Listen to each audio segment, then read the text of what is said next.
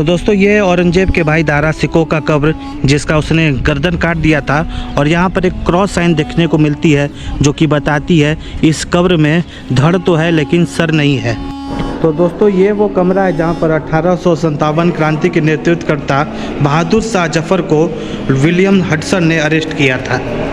तो दोस्तों ये टूटे हुए जो दीवार है वो बताते हैं कि यहाँ से जो है वो मुग़ल साम्राज्य का अंत हो गया।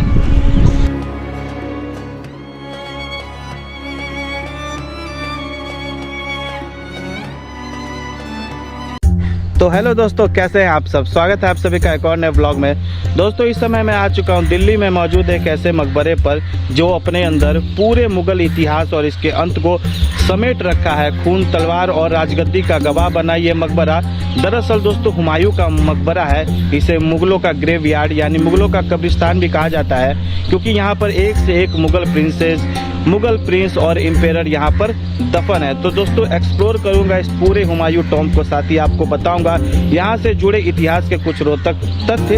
अभी तक आप लोगों ने चैनल को सब्सक्राइब नहीं किया है तो चैनल को सब्सक्राइब करके वीडियो को सपोर्ट कीजिए।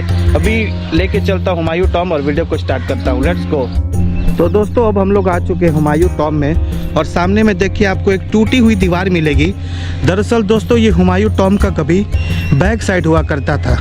तो 1857 की क्रांति के समय मुगल बादशाह बहादुर शाह जफर इसी टॉम्ब में दोस्तों छिपा हुआ था। तो ब्रिटिश अधिकारी विलियम हडसन जो उसे अरेस्ट करने के लिए आया था, इसी के पीछे दीवार को तोड़ करके इस टॉम्ब के अंदर प्रवेश किया था। इसलिए दोस्तों ये जो दीवार है ये देखिए, ये कभी टॉम्ब की बैक साइड हुआ करती थी, ये आज भी टूटी पड़ी है। तो ये उसी समय का दोस्तों 1857 की क्रांति के समय जब विलियम हडसन इस पर आया था। तो ये देखिए ये पूरे दीवार को उसने तोड़ दिया था। तो ये पूरी एक ब्रिक थी, पहले पूरी एक लाइन थी वॉल की बैक साइड की। चलिए आगे लेके चलता और वीडियो को कंटिन्यू करता हूँ। Let's go. तो दोस्तों हुमायूं के मकबरे में ही देखिए आपको देखने को मिलेगी अरब सराय की एक पूरी प्रवेश द्वार। तो दोस्तों ये 14 मीटर लंबा गेट है। अरब सराय का अर्थ दोस्तों ये होता था कि दोस्तों जो अरब से आए थे उनके ठहरने के लिए सराय बनाया गया था। यानी जो इस मॉन्यूमेंट को, जो हुमायूं के मकबरे को बनाते थे, उनके लिए दोस्तों ये पूरी एक डेडिकेटेड कॉरिडोर बनाई गई थी। और ये लगभग 14 मीटर बड़ा है और चूने और पत्थरों से बना हुआ है। लेकिन जो इसकी गेट है वो देखिए कितनी विशाल है। तो काफ़ी ज़्यादा मोटे सागवान पेड़ों की टहनियों से बना हुआ है। ये देखिए इसकी मोटाई। तो ये लगभग 14 मीटर लंबा है और 1560 के आसपास से ईस्वी में बना हुआ है। तो ये दोस्तों अरब सराय का प्रवेश द्वार। इसके आगे लेके चलता हूँ और दिखाता हूँ अरब सराय। Let's go. तो दोस्तों ये देखिए ये है अरब सराय की मेन रूम्स, जहाँ पर इसमें वो बनाने वाले कारीगर जो है वो रहा करते थे पहले।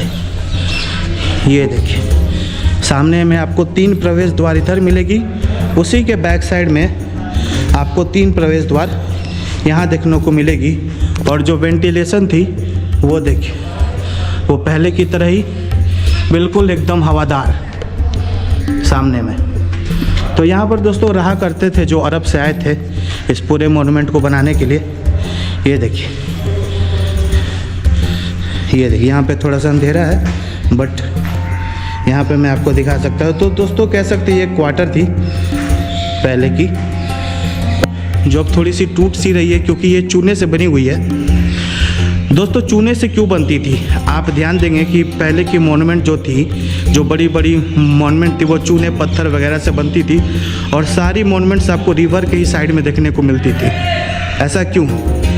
तो दोस्तों मैं बता रहा था कि जो बड़े बड़े मॉन्यूमेंट होते थे पहले, जैसे ताजमहल का निर्माण यमुना नदी के तट पर हुआ, आगरे के किले का निर्माण यमुना नदी के तट पर हुआ, हुमायूं का टॉम्ब का निर्माण भी यमुना नदी के तट पर हुआ। तो ऐसा क्यों होता था? तो दोस्तों जो पहले के मॉन्यूमेंट होते थे वो चूने और पत्थरों से बना करते थे और चूनों के लिए दोस्तों नमी की ज़रूरत होती है। और जहाँ पर रिवर रहेगी, जहाँ पर पानी रहेगा, वहीं पर नमी एब्जॉर्ब करके चूना और ज़्यादा स्ट्रॉन्ग बनेगा।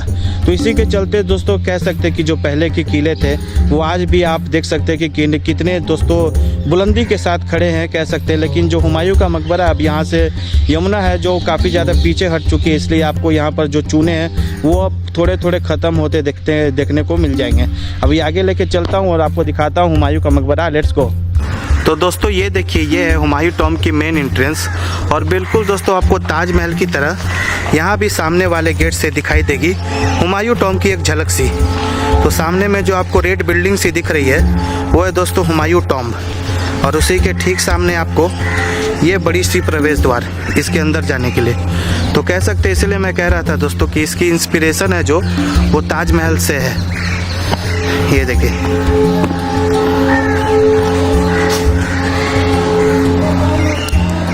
क्या बात है। तो कह सकते हैं दोस्तों जो ताजमहल की इंस्पिरेशन है वो यही है, हुमायूं टॉम्ब। अब इसके अंदर लेके चलता हूँ और वीडियो को कंटिन्यू करता हूँ।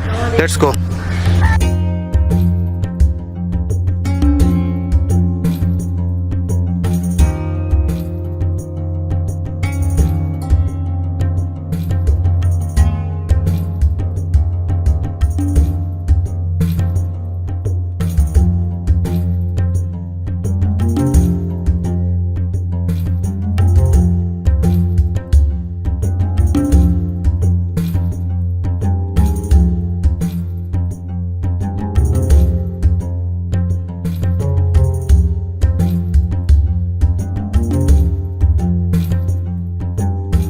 तो दोस्तों हुमायूं टॉम्ब का जो निर्माण है वो ताजमहल निर्माण के कुल 76 साल पहले हुआ था। अब मैं यहाँ पर ताजमहल को क्यों ला रहा हूँ, तो दोस्तों कह सकते हैं जो ताजमहल बनने का इंस्पिरेशन था वो हुमायूं टॉम्ब से ही लिया गया था। बस दोनों में दोस्तों दो फर्क देखने को मिलती है, कलर और पिलर की। जहाँ पर दोस्तों ताजमहल के 4 कोनों में 4 पिलर देखने को मिलती है, वहीं हुमायूं टॉम्ब के 4 कोने में 4 गार्डन यानी 4 बाग देखने को मिलती है।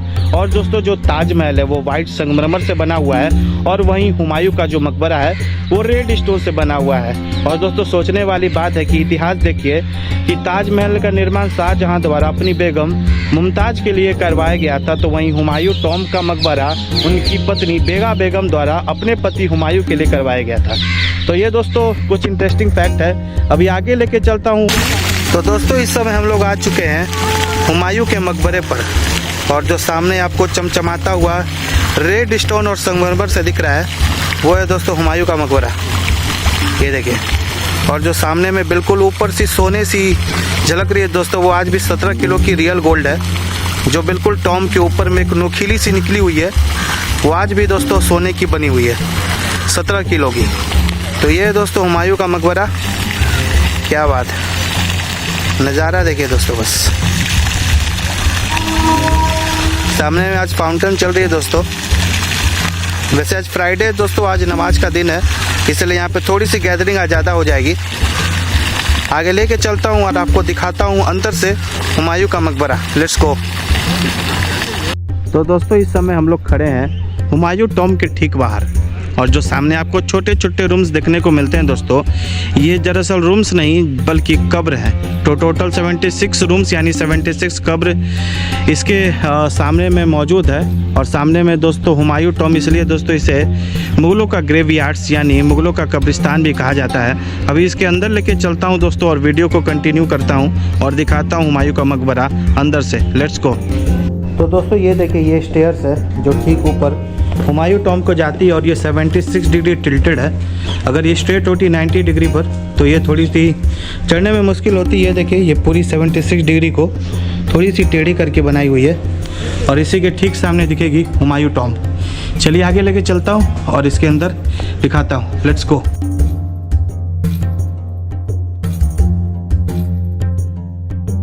दोस्तों तलवार, खून और राजगद्दी, ये तीनों का गवाह बनता सामने में आपको 3 कब्र देखने को मिलेगा, जो कि औरंगजेब के अपने भाइयों का है, जिसे औरंगजेब ने राजगद्दी के लिए मौत के घाट उतार दिया था।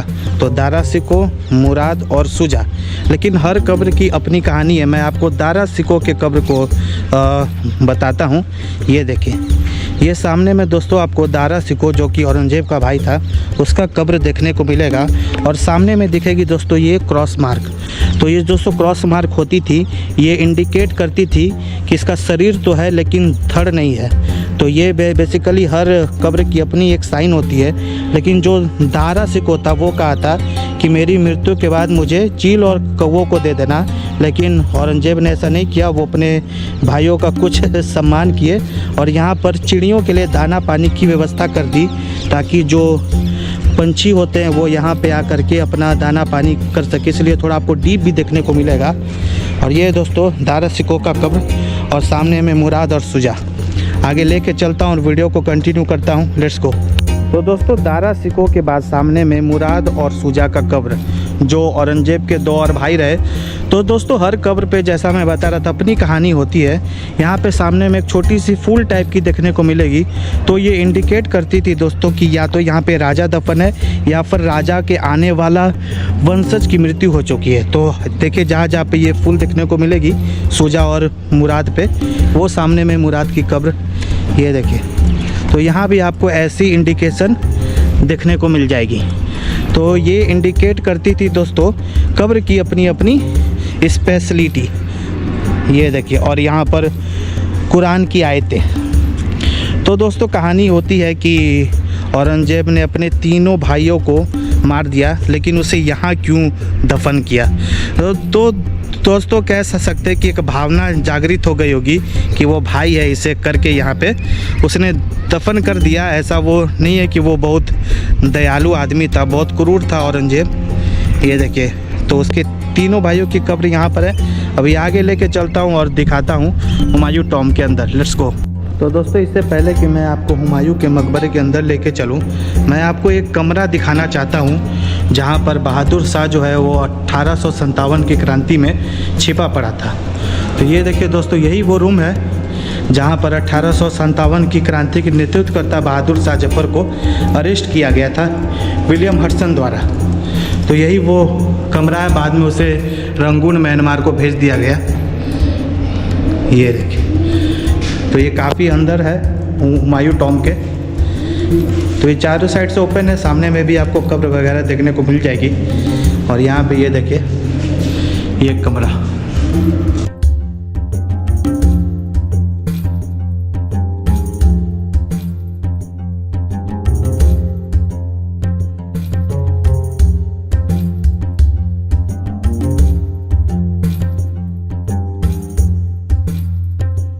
तो दोस्तों इस समय हम लोग आ चुके हैं हुमायूं टॉम में। ये जो सामने में दिख रहा है यही है दोस्तों हुमायूं का मकबरा, और ठीक इसके अपोजिट आपको चारों साइड देखने को मिलेंगे हवादार झरोखे, ये देखें। तो यही है दोस्तों हुमायूं का मकबरा, जो यहाँ की मेन अट्रैक्शन कह सकते हैं। अभी आपको इसके सामने से दिखाता हूँ जो मैंने फूल की आकृति बाहर वाले कब्र पे बताई थी कि जिस कब्र पे फूल होते हैं वो या तो राजा होता है या तो आने वाला राजा होता है। यहाँ पे भी आपको फूल देखने को मिलेगी ठीक सामने में, ये देखिए।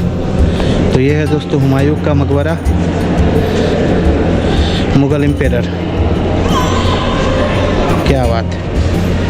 और इसी के ठीक ऊपर देखिए हवादार झरोके और धुएं करने के लिए एक छोटी सी आपको हर कब्र के ऊपर जो देखने को मिलती है लालटेन टाइप की, वो ये देखिए। अभी आगे लेके चलता हूँ दोस्तों और वीडियो को कंटिन्यू करता हूँ, लेट्स गो।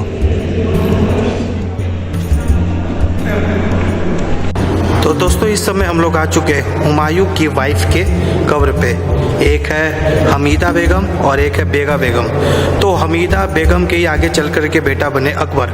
अब ये दोस्तों यहाँ पर मैं आपका ध्यान लाना चाहूँगा, ये देखिए ये जो बिल्कुल सेंटर में बनी हुई है, ये ऊपर से आपको डोम के बिल्कुल बीच में दिखेगी। ऊपर में डोम है और ये बिल्कुल सेंटर पे हमीदा बेगम। तो ऐसा क्यों? दरअसल दोस्तों जो उस समय जिसकी मृत्यु पहले हो जाती थी उसी की जो कब्र है वो डोम के बिल्कुल सेंटर में रहती थी, और जो जिनकी मृत्यु बाद में होती थी उन्हें ठीक उनके पैरेलली दफन किया जाता था। तो यहाँ पर दोस्तों मैं आपका ध्यान लाना चाहूँगा कि आपको एक कब्र छोटी और एक कब्र बड़ी दिख रही होगी। ऐसा क्यों? दरअसल औहदे में और जो वाइफ का जो सीरियल होता है उनमें पहली ये थी, दूसरी ये। तो बेगा बेगम जो है वो पहली बनी और जो हमीदा बेगम है वो दूसरी। और यहाँ भी आपको फूल की आकृति जो हर कब्र पे मैं बता रहा हूँ दिखने को मिलती है, ताकि ये इंडिकेट कर सके कि ये किसी राज परिवार का ही कब्र है। तो ऐसी आपको दोनों कब्रों पर ये देखिए देखने को मिल जाएगी। और उसी के ठीक सामने दोस्तों हुमायूं का मकबरा, तो ऐसा कह सकते हैं जो हुमायूं साहब है वो अपनी रानियों पर ठीक सामने से नज़र जमाए पड़े हैं। ये देखिए ठीक सामने में हुमायूं का मकबरा और इसी के ठीक पैरेलल उनकी दोनों वाइफ का मकबरा। तो ये अपने आप में इतिहास है। और यहाँ पर दोस्तों आपको थोड़ी सी डेकोरेटिव भी देखने को मिल रही होगी। इनकी जो कब्र है थोड़ी कुरान की आयतें, थोड़ा और स्टाइलिश, और सामने में देखिए छोटे छोटे स्ट्रक्चर्स भी बने हुए हैं। तो ये सब दोस्तों राज परिवार को ही दिया जाता था पहले। ये देखिए, तो ये है दोस्तों हुमायूं की वाइफ का मकबरा। अभी आगे लेके चलता हूँ और वीडियो को कंटिन्यू करता हूँ। Let's go. तो दोस्तों जो अब हमारी नेक्स्ट लोकेशन होने वाली है वो है ईसा खां का मकबरा, जो कि शेर शाह सूरी के दरबार में सैनिकों के प्रधान थे। तो यहाँ पर दोस्तों आपको इंडो इस्लामिक कल्चर की एक एग्जांपल देखने को मिलेगी।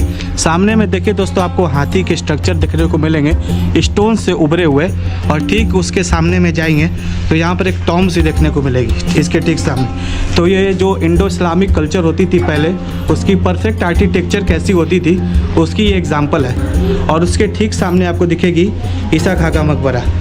अभी आगे लेके चलता हूँ और इन डेप्थ हिस्ट्री बताता हूँ। Let's go.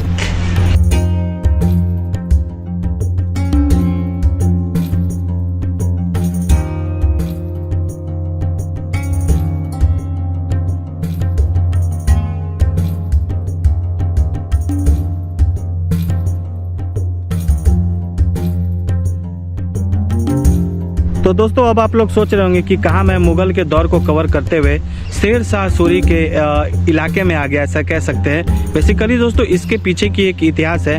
एक बार दोस्तों हुमायूं किसी शिकार पर गए हुए थे, तो उस पर शेर ने हमला कर दिया। उसी दौरान शेर शाह सूरी जो कि उस रास्ते से गुजर रहे थे, उन्होंने उस शेर को मार दिया। इससे खुश होकर के बाबर ने उन्हें उपाधि दे दी शेर शाह सूरी की। जब शेर शाह सूरी को ये लगा कि वो हुमायूं से ज़्यादा ताकतवर है, तो उसने फैसला लिया कि जब बाबर की मृत्यु हो जाएगी तो वो हुमायूं को हरा करके दिल्ली की राजगद्दी हथिया लेगा। ठीक है, ऐसा ही हुआ दोस्तों। बाबर के डेथ के बाद हुमायूं की जो राजगद्दी है वो शेर शाह सूरी को मिल गई, लेकिन उसी के कुछ वर्षों बाद कालिंजर के किले पर शेर शाह सूरी की मृत्यु हो गई। दोस्तों दरअसल जो ईसा खान है वो उस समय एक गैप को भरने के लिए, क्योंकि यहाँ पे शेर शाह सूरी भी नहीं था और हुमायूं भी नहीं था, तो उसने यहाँ पर शासन करना आरंभ कर दिया। और दोस्तों शेर शाह सूरी के मृत्यु के 10 वर्षों बाद हुमायूं को पता चला कि शेर शाह की मृत्यु हो गई। 10 वर्ष दोस्तों इसीलिए लगे क्योंकि आज की तरह वहाँ पे टेलीफोन, ईमेल, फेसबुक, ट्विटर और ऐसा कुछ इंस्टा वगैरह नहीं था। इसलिए थोड़ा जो नॉलेज होता था वो कबूतरों से, घुड़सवार से आया करता था।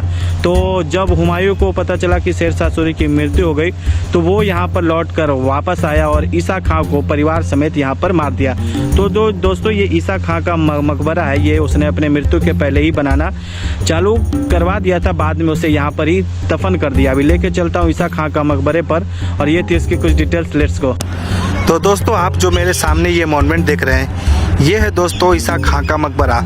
और यहाँ पर दोस्तों आज भी आपको ब्लू टाइल्स की वर्क देखने को मिल जाएगी जो उसी ज़माने की है। तो सदियों बाद भी दोस्तों ये इसी तरह आज भी स्ट्रक्चर में खड़ा है। तो काफ़ी ज़्यादा खूबसूरत इसकी स्ट्रक्चर है। ब्लू टाइल्स इसके शोभा को और ज़्यादा बढ़ा देती है।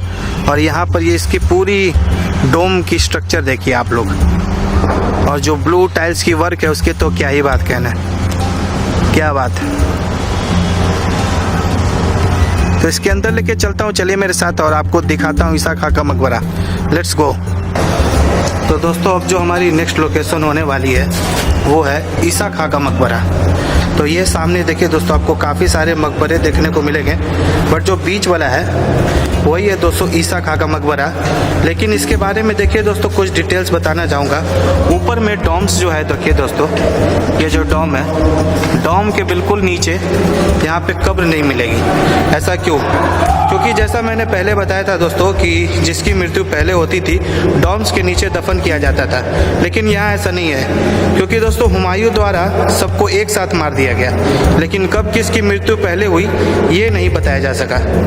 तो इसीलिए जो डोम्स है उसके नीचे आपको खाली मिलेगी। और ये दोस्तों देखिए टर्किश स्टाइल में बनी हुई है पहले की, जहाँ पर आपको कुरान की आयतें वगैरह आज भी देखने को मिल जाएगी। तो तो ये उसी ज़माने की है, फ्रेस्को पेंटिंग कह सकते हैं। सब्जियों को गला करके उससे रंग निकाला जाता था, ये उसी की एग्जाम्पल है। और ठीक सामने अगर आपको पहचान करना है कि मेल की कौन सी कब्र है, तो ऊपर में देखिए दोस्तों, ऐसे उठे उठे से स्ट्रक्चर आपको लगभग हर कब्र के ऊपर देखने को मिल जाएंगे। ये देखिए, तो ये बताते थे कि ये मेल की कब्र है, ऐसी ही आपको चारों साइड। तो ये ईसा खां का कब्र है, इसी के ठीक बगल में इसके भाई का कब्र है, ये वाली, और ये उसके बेटे का कब्र, दोनों। ये देखिए, तो यही है दोस्तों इतिहास। और ऊपर में वेंटिलेशन के लिए आपको खुले जालीदार झरोखे, ये देखिए। आगे लेके चलता हूँ और वीडियो को बढ़ाता हूँ, लेट्स गो। तो दोस्तों यही थी मेरी एक हुमायूं के मकबरे की वीडियो। आशा करता हूँ कि आप लोगों को ये वीडियो अच्छी लगी होगी। तब तक के लिए इस वीडियो को यहीं रैप अप करता हूँ। देखने के लिए बहुत बहुत धन्यवाद।